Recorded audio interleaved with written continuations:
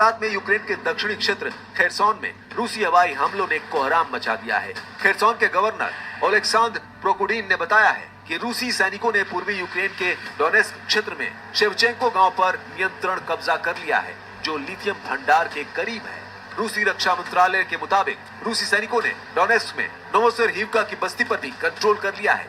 हालांकि यूक्रेन के top general Alexander सिरस्की का दावा है यूक्रेन की सेना ने इस हफ्ते यूक्रेन के उत्तरी क्षेत्र सुमे इलाकों से रूसी सेना की बढ़त को रोक दिया है, लेकिन उसके बावजूद रूसी सेना तेजी से डिप्रोपेट्रोव्स्क इलाके की तरफ बढ़ रही है। ऐसे हालात में अगर रूस यूक्रेन के साथ जर्मनी, अमेरिका, फ्रांस और ब्रिटेन से भी जंग शुरू कर रहा है तो ये तीसरे विश्व युद्ध का साफ संकेत है।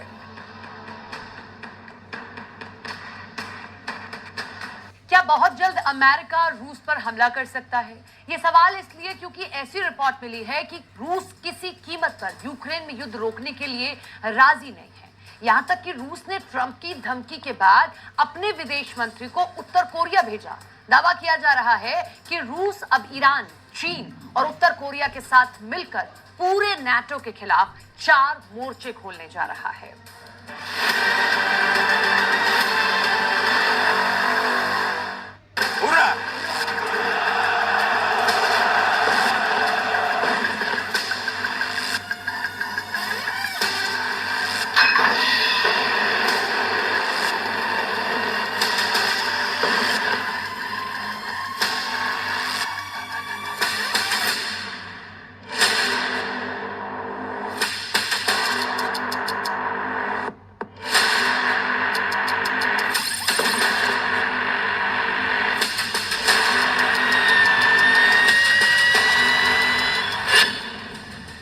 अमेरिका नेटो का रूस पर हमला फाइनल।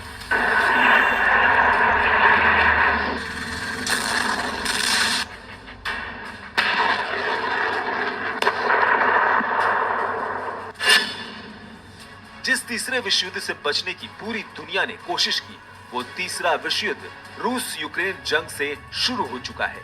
हैरानी की बात तो ये है कि जो ट्रंप रूस यूक्रेन जंग को चुटकियों में खत्म करने का दावा कर रहे थे, वो ट्रंप ही अब रूस और पुतिन को धमकाते हुए कह रहे हैं कि अमेरिका और नेटो देश मिलकर कुछ बड़ा करने वाले हैं और पुतिन के पास 48 घंटे हैं कि वो लंबी और खूनी जंग करना चाहते हैं या फिर यूक्रेन के साथ युद्ध विराम।